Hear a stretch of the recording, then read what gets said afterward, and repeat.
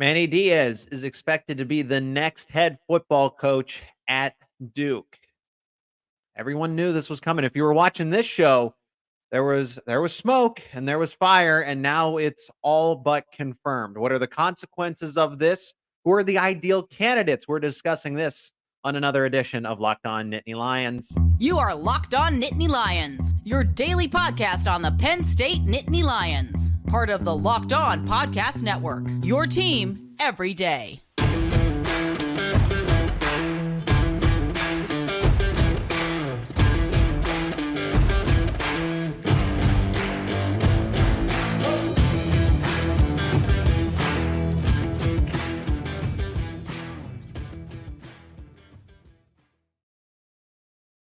And yes, that is right. You are Locked On Nittany Lions. Thanks so much for making us your first listen and watch every single day. We are free and available wherever you get your podcast, part of the Locked On Podcast Network. I am your host, Zach Seyko. Today's episode is brought to you by FanDuel. Make every moment more, the official sportsbook of Locked On. Right now, new customers can get $150 in bonus bets with any winning $5 moneyline bet. That's $150 if your team wins. Visit FanDuel.com/lockedon to get started.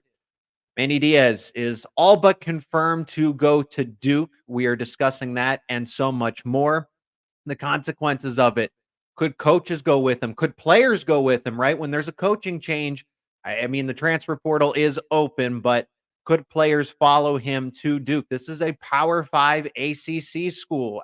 This is not a bad job. This one made complete sense. And 10 days ago, the everydayers knew this. We discussed this in its entirety, how much of a possibility this was, and now it's come true. But where does Penn State pivot? Ideal defensive coordinator candidates. We'll discuss that in the final segment. I'm looking for your thoughts. Join the discussion. Join the comments section here. But if you're not already, a lot of you joined the show for the first time or are returning viewers, but you're not subscribers. Help out the show. It helps me do great work with the channel here. Subscribe to Locked On Nittany Lions on YouTube and wherever you get your podcasts. I appreciate all the support as this channel, this show has grown so much. We've grown together. Thank you first and foremost. Manny Diaz for Manny Diaz, it sounds like they are in the final stages of getting a deal together for Diaz to become the next head football coach at Duke.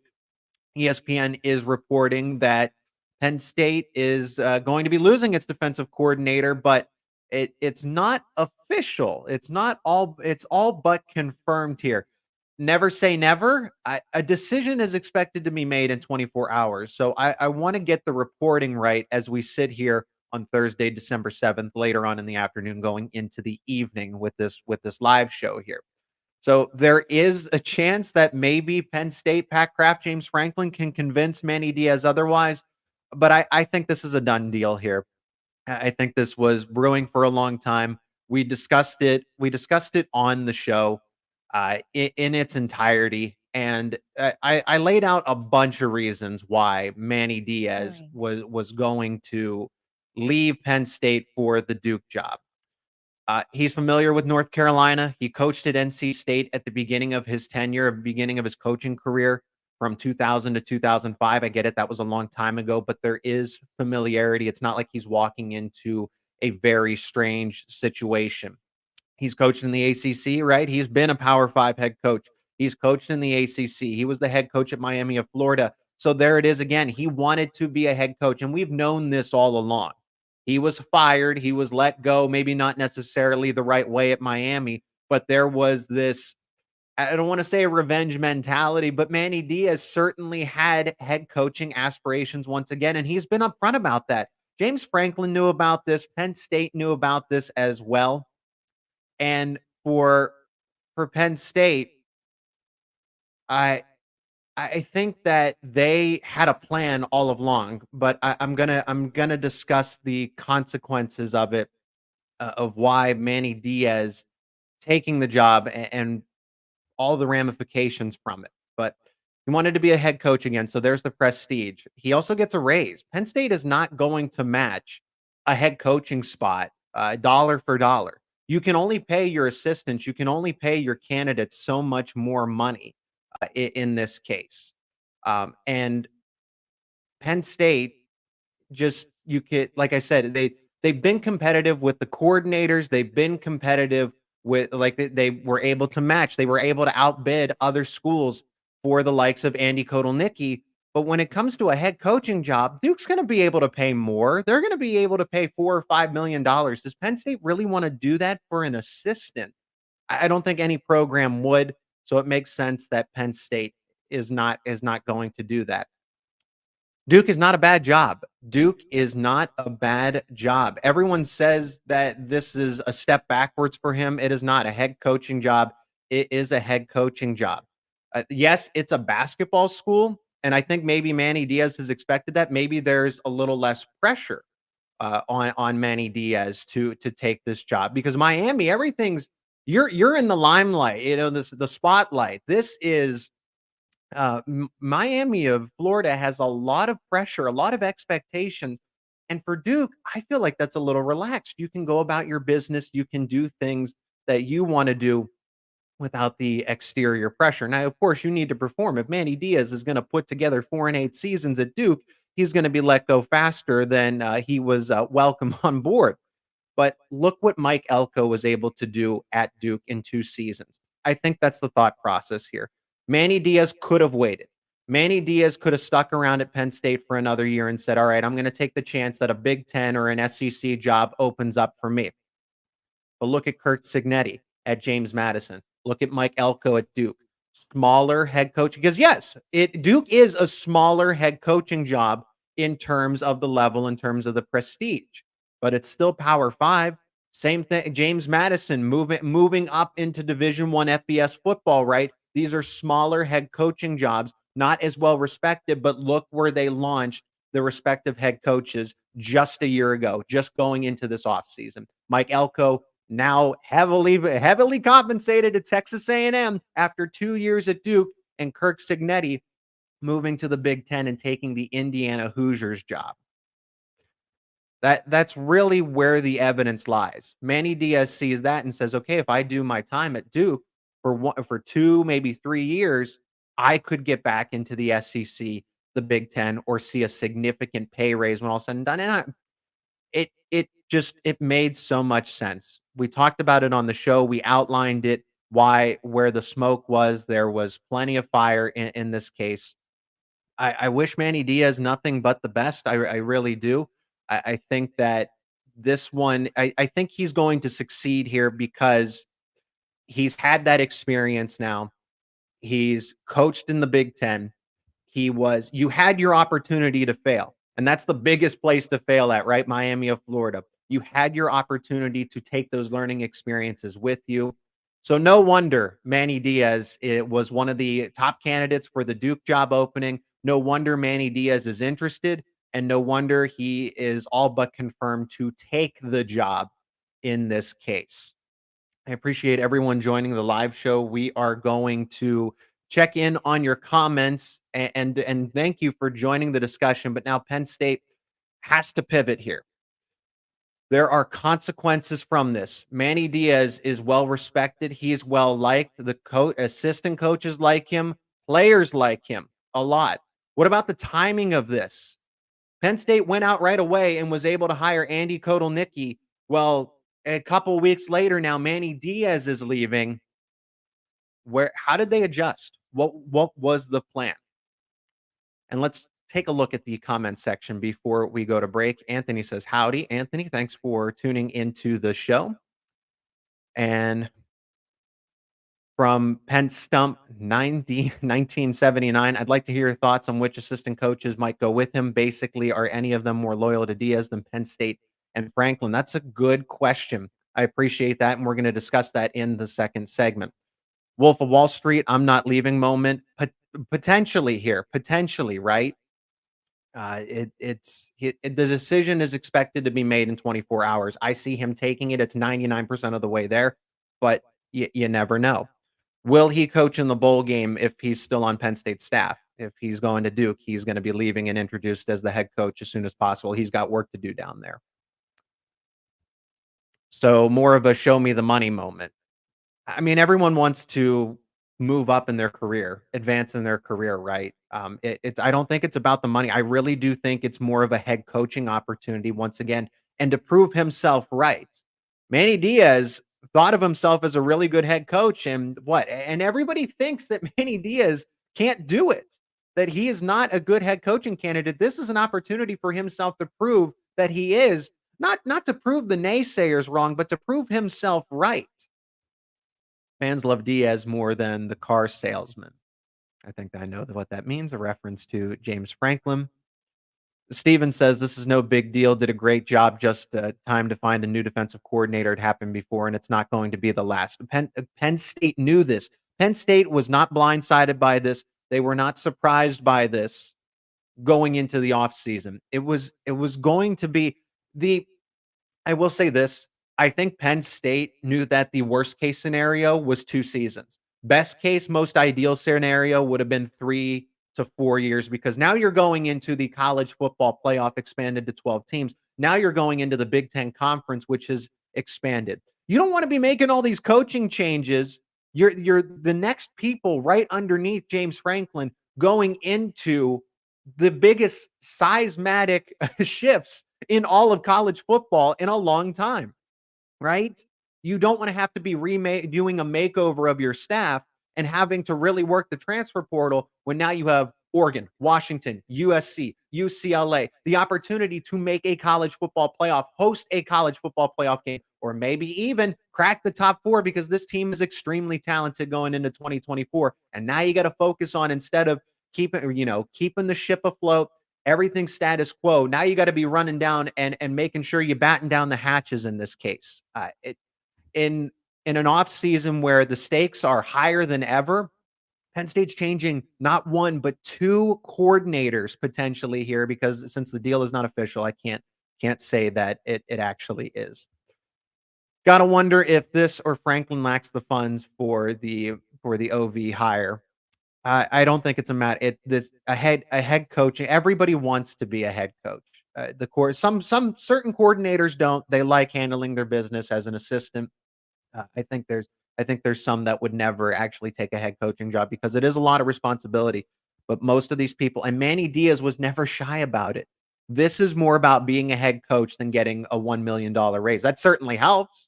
That certainly helps. I'd take $1 million raise, right? But it's more about going back to being a head coach and not being an understudy, right? Not being an assistant. He's led a program, right? That's the standard. That's the standard for Manny Diaz. He's led a program. Daniel says, do you think the next hire will be potentially internal? Stick around for the second segment, Daniel. Stick around for that. Also, what's it going to be like with a new DC and an OC at the same time? Well, there's precedent for that. We've seen that after 2015. Penn State fired the offensive coordinator and John Donovan and went and hired Joe Moorhead, and right, they had to replace the defensive coordinators too, as Bob Stoops took the Tennessee job. Remember that? Interesting, a defensive coordinator spot, but still, right? Almost an entirely similar setup. Robert says the Miami experience was a disaster on many fronts. Exactly. Manny Diaz knows that wasn't an indicator of how things are. That was a learning experience for him. Max says, why go to Duke when they don't have the resources to win? I don't think that's true, because Mike Elko just went 9-3 at Duke. They don't have the exact same NIL presence at football. This is a basketball school. Let's take Duke for what it is worth. It's a basketball school first and foremost. They are going to be, they're competitive enough. An 8-4, 9-3 season at Duke is very realistic. It's very attainable. It's not like Duke is saying, hey, we expect 12-0, win the ACC every year. Maybe with the right amount of allocated resources, Manny Diaz can do better than expectations. Duke is not this cruddy job. It's not. Jim Knowles was interviewing for it at Ohio State defensive coordinator. What are people saying the same thing, that he's sacrificing something by being at Ohio State? It's not like Manny Diaz was the only one who signed up for interviews. Duke had its pick of available candidates for this head coaching job. This is not a bad gig by any means. Anthony adds, no hard feelings for Manny. He did his job here and put together the best D in the nation. Best of luck, whatever happens. I do. I wish him the best of luck. Penn State knew this. Penn State knew that this was coming, that it was going to happen. This was no secret, and now they have to adjust. But before that, they're going to have to weigh the consequences because this is bad. Losing a defensive coordinator when you had to fire your offensive coordinator is not an ideal scenario. So now Penn State has to adjust to the potential consequences before they can even think about hiring a new defensive coordinator. We're going to discuss that in the upcoming segment. But first, let's hear from one of our sponsors on today's episode, and that is FanDuel, the official sports book of Locked On. As the weather gets colder, the NFL offers stay hot on FanDuel. And right now, new customers get $150 in bonus bets with any winning $5 money line bet. That's $150 if your team simply wins. If you've been thinking about joining FanDuel, there's no better time to get in on the action. The app is super easy to use. There's a wide range of betting options, including spreads, player props, overs, unders, and more. And right now, Penn State is a 3.5-point favorite versus Ole Miss in the bowl game. The total is set at 49.5, but that's probably going to change as coaches continue to move around, players continue to enter the draft or opt out, enter the portal. So watch this line as it will continue to move as the game is still about 3 weeks out. But if you like those lines, if you want to bet on Penn State and Ole Miss, you visit FanDuel.com/lockedon. That is FanDuel.com/lockedon and keep playing along with the NFL and college football seasons. FanDuel, an official partner of the NFL.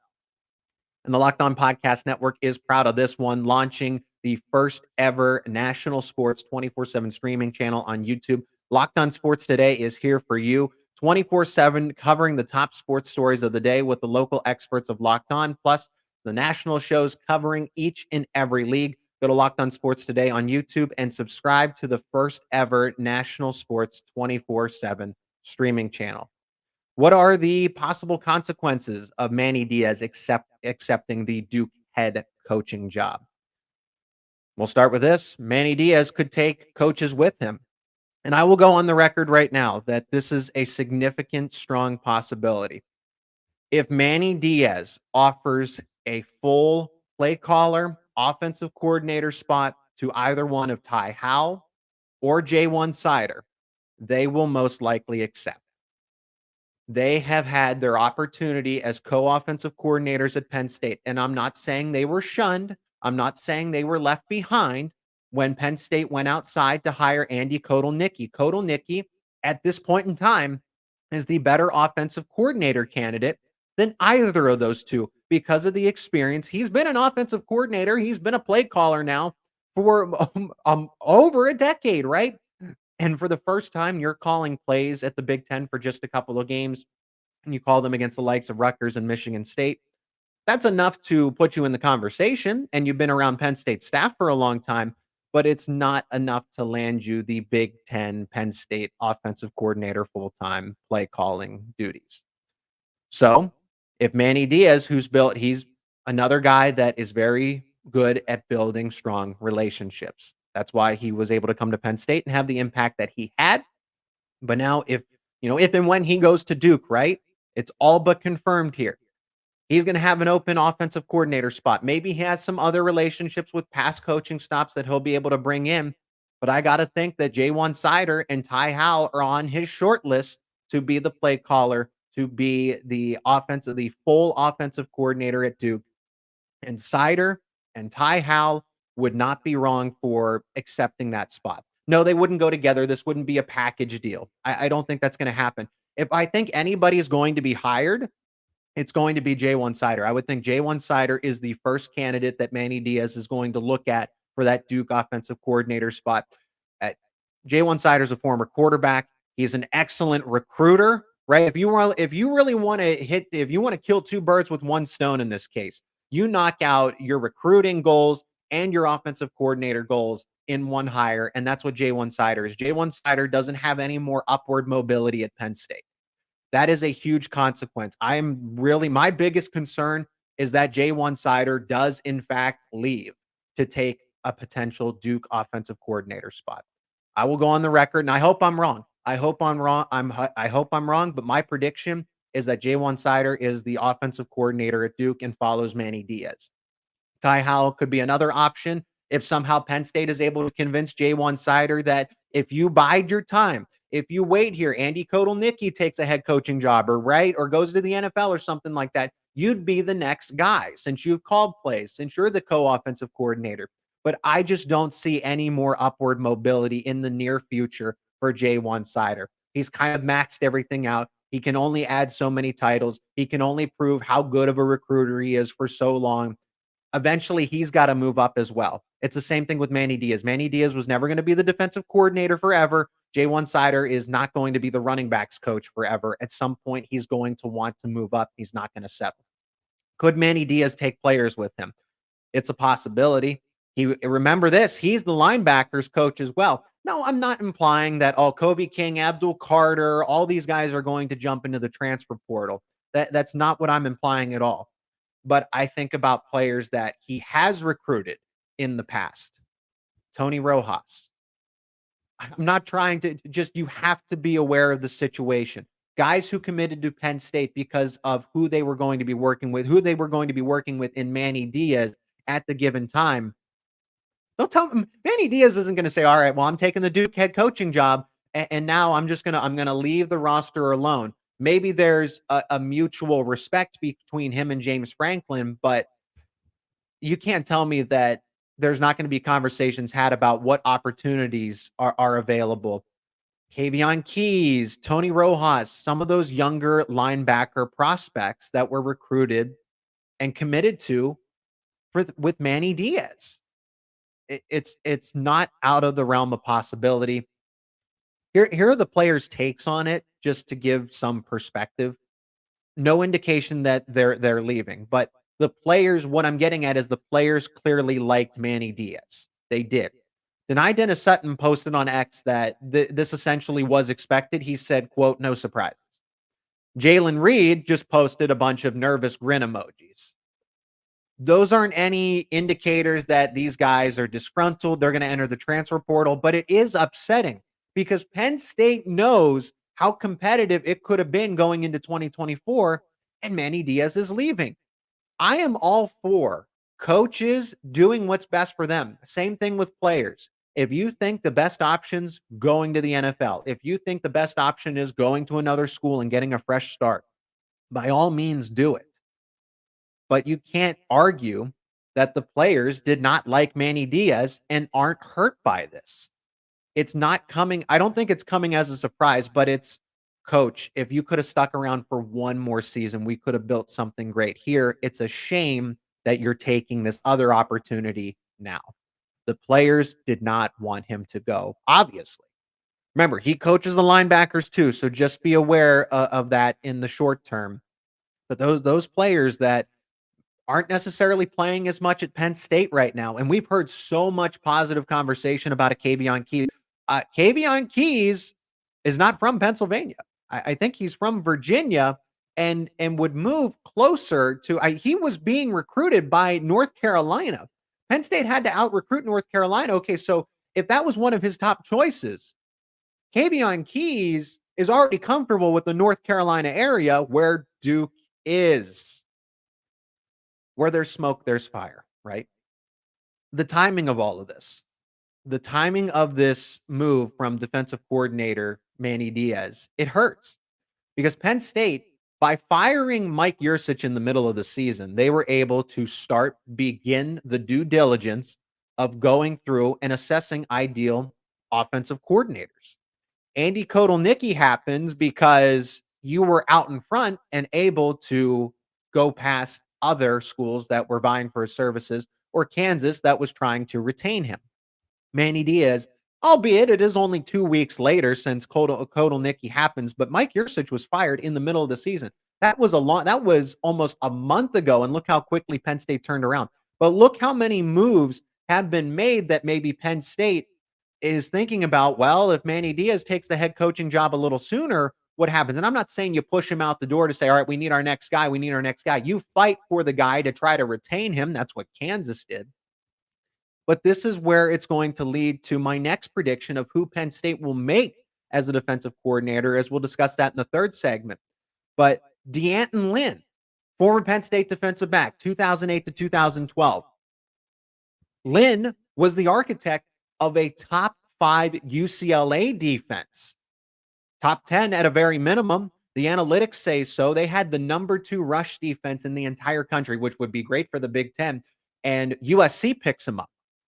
USC is able to hire Lynn. Imagine if Penn State is able to have those conversations when Manny Diaz is not in the fold anymore, right? You can't go and scout defensive coordinators when you currently have one employed.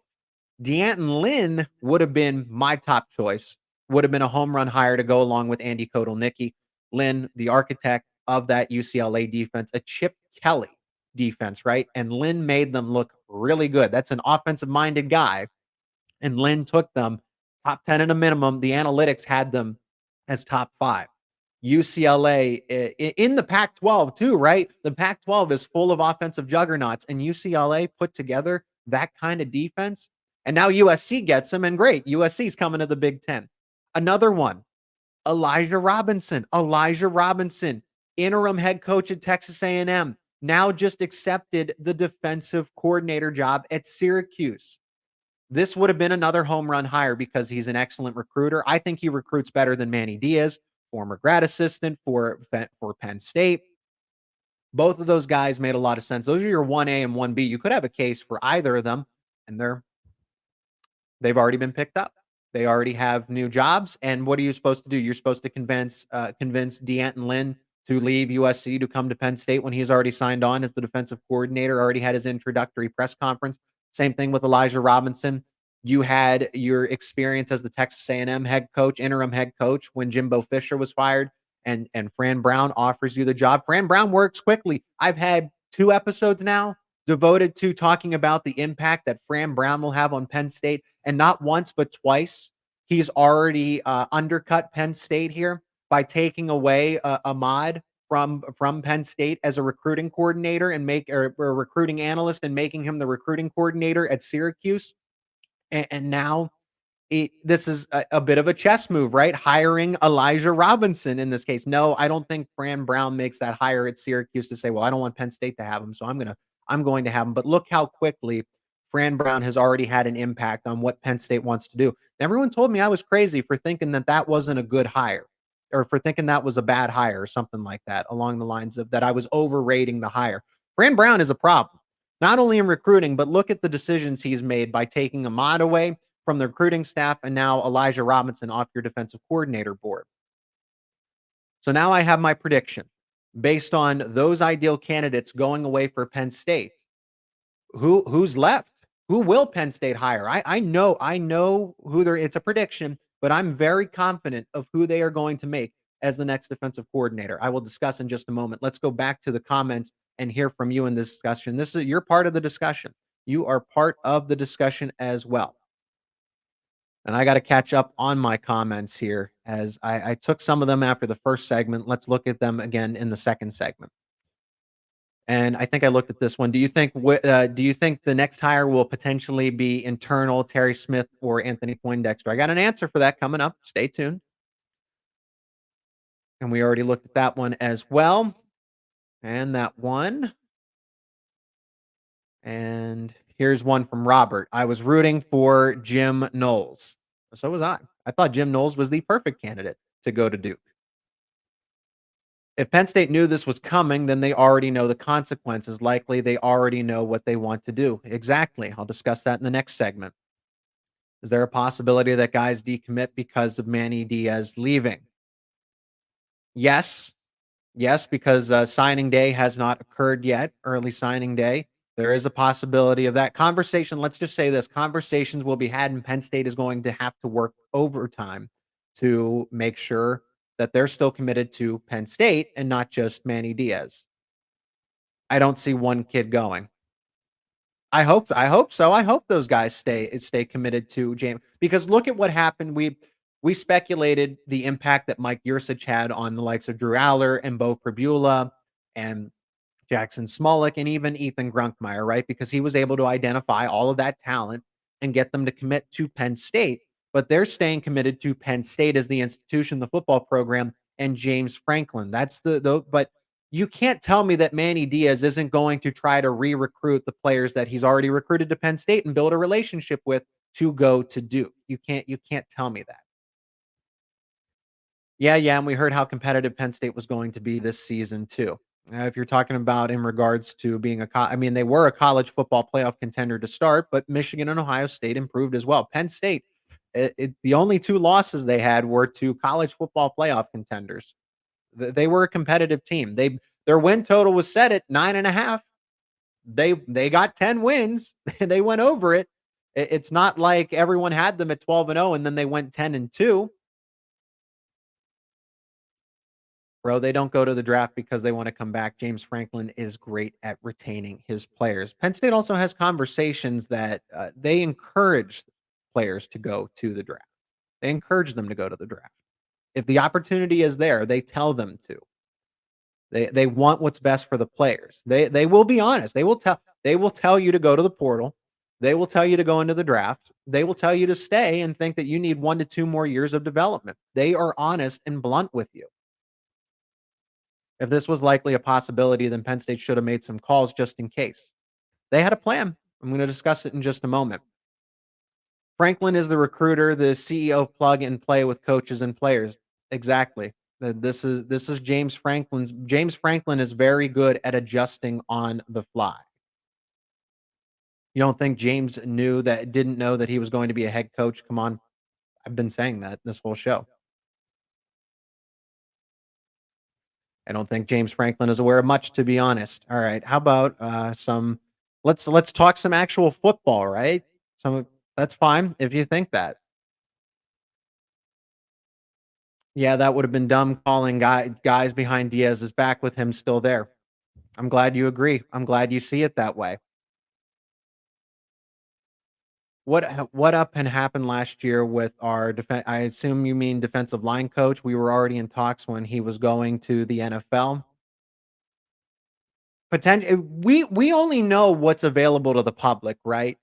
Penn State could have sat down with Manny Diaz and Manny Diaz could have said to James Franklin, "Hey, I'm really exploring some head coaching options, and I'm going to leave." And then they would have known. But when someone's already on staff, you're not going to make phone calls here and there. You always have a plan. You always anticipate who's going to be next up in these situations.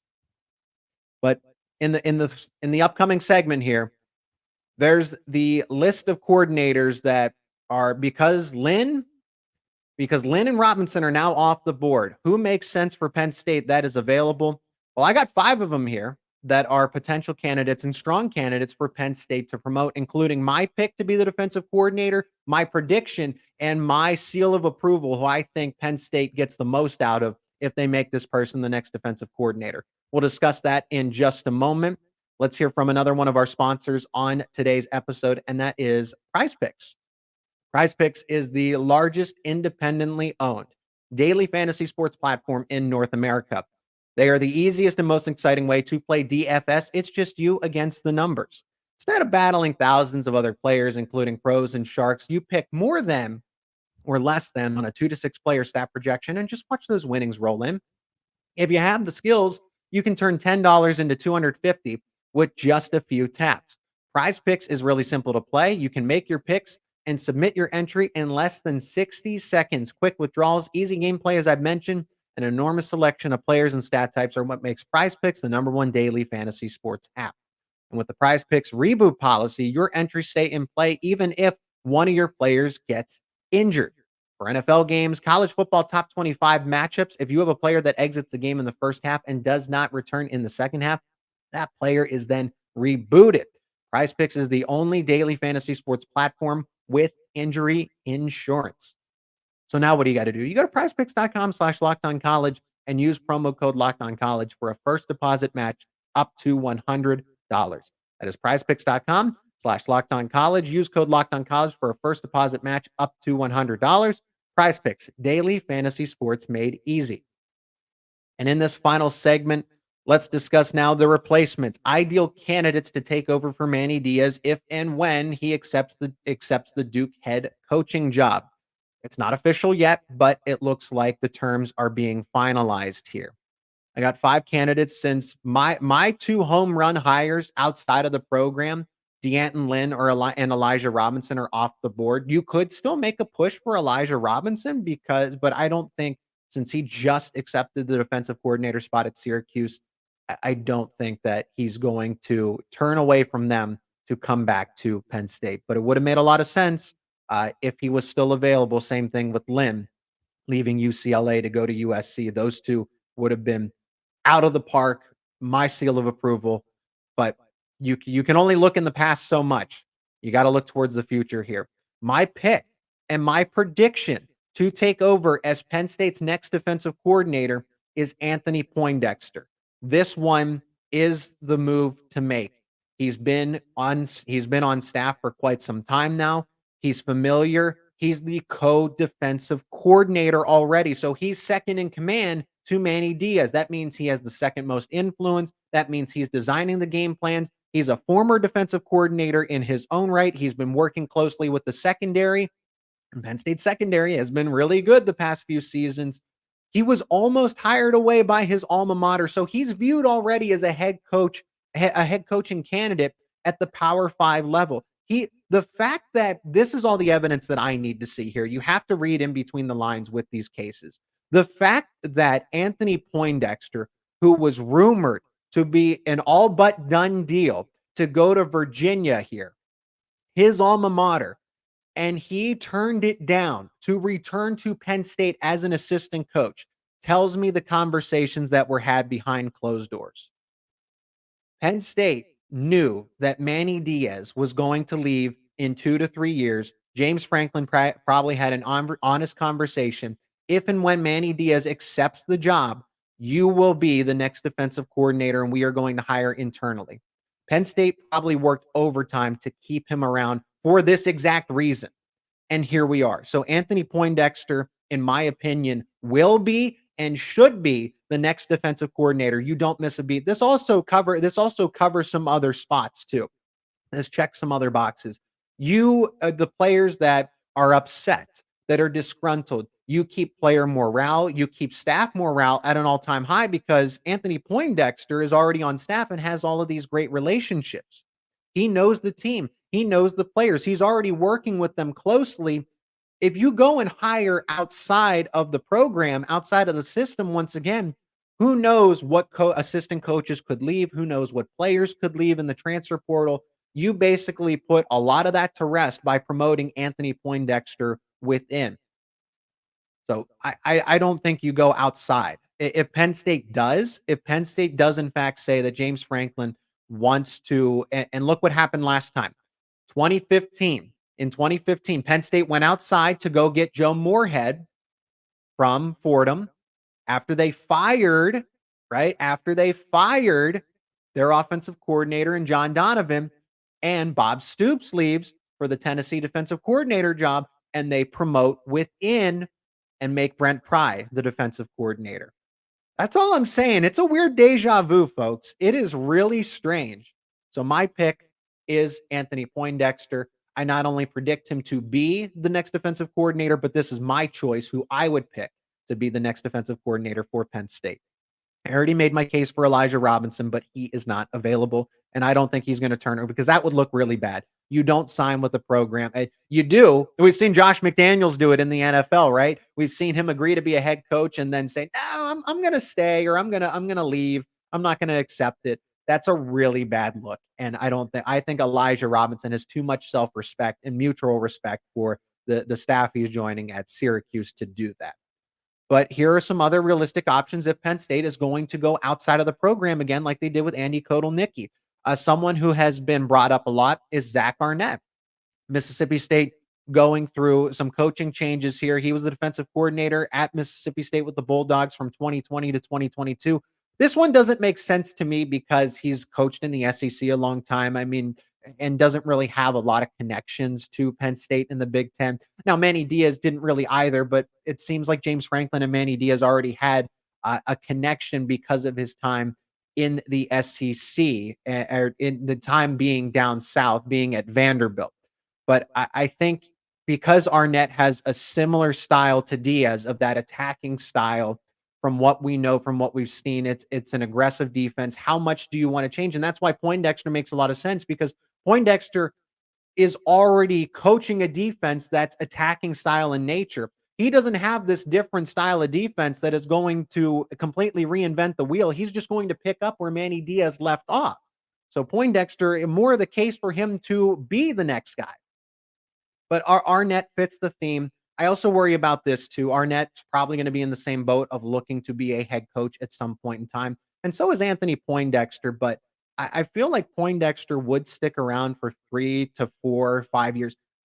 He passed up his alma mater. He could have been hired as the next UVA head coach and said, you know what? I'm going to stay as a Penn State assistant. What is Arnett's loyalty to Penn State if he were to come in? That's my biggest concern here. But you get a nice young up and coming defensive mind, but somebody who's going to have certainly head coaching aspirations once again. Another one on this list that does make a lot of sense because he's coached in the Big Ten. He's been a head coach in the Big Ten, and he is a defensive mastermind. Maybe he's not the best head coach, but that is Tom Allen. Tom Allen recently let go by Indiana in favor of Curt Cignetti, and that's fine. But I also could see Tom Allen accepting an analyst job too. I like Tom Allen a lot. I think I do truly believe that he schemes very well. He understands how to game plan. I just don't know who he is as a head coach, but you're not asking him to be the head coach, the CEO. You're asking him to be responsible for the defensive unit. He understands the Big Ten. He's recruited as a head coach. Players really like him. And what he was able to do less with more. Those Indiana defenses, not as of late, but over his tenure, were pretty respectable for the level of talent that they had. And they were able to provide fits across the conference there. So they, remember how good they were in the COVID season. And I know the circumstances there and how they were able to, but Tom Allen found some success, but he's a defensive guy. I would like him to come on as an analyst if that's a possibility. Ola Adams leaves. I would like to see Penn State possibly make him an analyst if there is a spot to do that. One that I've seen brought up, some people agree with this one a lot, others don't, and that is Jim Leonhard. Well, we know Jim Leonhard's track record. He was doing very well at Wisconsin. Paul Chryst was fired. He became the interim head coach, and then he wasn't retained. They ended up going in a different direction with Luke Fickell, but the former defensive coordinator, he's now a senior defensive analyst at Illinois. This one could make sense from the fact that he's not officially a defensive coordinator. He is an analyst, so it's a promotion. It's a raise. Does Penn State, again, kind of the same thing with Arnett, does Penn State really want to go outside of the program for Jim Leonhard, attacking style defense, right? Very good. And he was a defensive back in the NFL, so he understands how to coach a very good secondary, understands recruiting. He's interviewed for head coaching spots. So Leonhard, another Penn State really can't go wrong with any of these candidates, to be honest, either. I think it's a win from any respective of if you go get Jim Leonhard, if you go get Tom Allen, if you go get Zach Arnett. My favorite, my most ideal candidate here is Anthony Poindexter because it just saves a lot of headaches, a lot of potential consequences if you hire from within. Penn State did it last time in 2020 and 2015. And now here they are again in 2013. This one, I'll shout out Matty Fresh. Matt Freiler has been on the show as an esteemed guest for a lot of the time, but he brought this one up, and it's interesting, but I don't think I know it's not going to happen. Pat Fitzgerald, former Northwestern head coach. PR matters. Public relations matters. I'm just including the name here because I think it's a point of discussion. Players respond to him. If you want to talk about somebody doing less with more, it is Pat Fitzgerald. If not for the Northwestern fallout, I'm not justifying it. I can't justify it because of the rumors, the allegations, everything that happened, allegedly at Northwestern. This one from a pure X's and O's coaching standpoint, yes, Pat Fitzgerald, if he was let go because things weren't working out for other reasons, then yes, Pat Fitzgerald would be probably one of my top defensive candidates if all these people were available, right? Lynn, Robinson, Fitzgerald, those would be my big three. But because of what happened, you cannot make that kind of move. That's a lot of red flags here. But Pat Fitzgerald, I think, is just an intriguing name from the discussion. He can coach. Like I said, he was able to do a lot at Northwestern. And he probably wants to be a head coach at some point again. I wouldn't blame him for that. But that's where I will leave. I will leave that one there just to include it because I like Matty Fresh a lot, and I thought it raised my eyebrows. Like, huh, that's not one that would have crossed my mind. But those are all the most likely candidates that Penn State could interview if they're not going to make Anthony Poindexter the next defensive coordinator. But I think they do, and that's the right decision. And it has I co-sign on that in my opinion. So everyone's probably wondering. This is what I want to finish with. Penn State replacing two coordinators because we've heard James Franklin say this, and it's very true. When you have to make staffing changes, that consistency, that status quo, it goes away. Relationships and dynamics change. We get that. We understand that. Because when coming into the 2023 season, James Franklin said, we're in a good position to succeed because we have Mike Yurcich and Manny Diaz returning as both of the coordinators. And that was the first time that had happened in a long time in James Franklin's tenure. That is a rarity that happens where both coordinators return in the same offseason for a second or third year. And it didn't work out. It obviously did not work out. So James Franklin, he's right in the sentiment, but we figured out that Mike Yurcich wasn't the offensive coordinator that we were led to believe. But look at 2015. Penn State fires John Donovan. Penn State goes out and hires, right? They hire outside of the program Joe Moorhead. And then Bob Stoops leaves for Tennessee to take the defensive coordinator job. And then they promote from within Brent Pry, an assistant, someone who's been with James Franklin for a long time. Here we go again. I'm not a deja vu, and I'm not saying that Penn State is going to win a Big Ten title because of this. But let's look at it this way. Penn State got its number one candidate on its offensive coordinator list in Andy Kotelnicki. I feel like Mike Yurcich wasn't the number one choice a few years back. I feel like Penn State settled. They admitted James Franklin was honest and said Kotelnicki was our number one guy, and they got him. Okay. Anthony Poindexter could have left for Virginia to take the head coaching job where he's coached before, where he's played. And he stayed at Penn State as an assistant. How was Penn State able to convince him to stay when that Power 5 ACC head coaching job was there for him to take? It all makes sense. It all lines up. I think this is a lot of worst case scenarios could happen here. There could be fires everywhere. The infrastructure could be crumbling, and Penn State to make out with Andy Kotelnicki as your offensive coordinator and play caller, to promote from within, to keep everything going, to keep the ship afloat, and promote Anthony Poindexter, who is certainly more than qualified to take over at this point.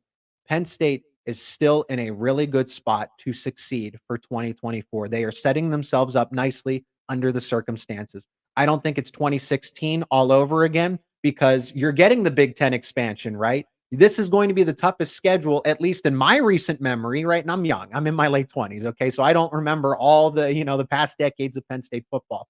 But certainly from my point of view, this is by far the toughest schedule that Penn State is going to be playing in the regular season in 2024.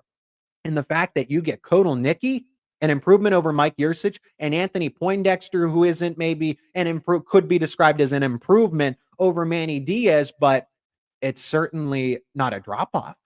It is certainly not a drop-off. Penn State makes out very well with these hypothetical moves here. One set in stone with Kotelnicki. We're anticipating that Poindexter should be and will be the next defensive coordinator. Let's check in on the comments one last time. I appreciate every one of you joining the conversation. Mark brings up an excellent point. I love this. Anthony Poindexter as the defensive coordinator, Dan Connor as the linebackers coach. Yes and yes. Yes and yes. This is an absolute win. It's like saying, hey, Penn State lost games because of their own stats, said they would. I get, so I know what you're referring to. You're going back to my comment about Penn State, did cover the 9.5 win projection from Vegas. Steven says, I think the OC is the hardest thing to hire. For DC at Penn State is a great job, has players, has always been a top 20 defense, no matter the coach. Brent Pryce succeeded. Manny Diaz has succeeded in a short time. Look at the influence that he was able to come in a matter of in 1 year's time, was able to flip the defense and keep them as competitive as they were, and then took a mediocre run defense. This is why Manny Diaz is even considered a head coaching candidate at this point, because Penn State's run defense was abysmal in 2022. And then in 2020, it was okay. It was okay. It was okay at best, but look at Michigan, 400 plus yards, right? And then they went from that to the number one rushing defense in the country in terms of yards per carry, while keeping a secondary that was top 20 statistically, right? Analytically, Penn State's defense was top 5 overall, led the nation in sacks, pressures, all of this stuff. That's Manny Diaz, and that's why he is a head coaching candidate. We will never know how much of our number one defense was due to Diaz. Who says that our players with any other defensive coordinator would have performed? Manny Diaz has a lot of influence here. He certainly does. I don't think that Manny Diaz.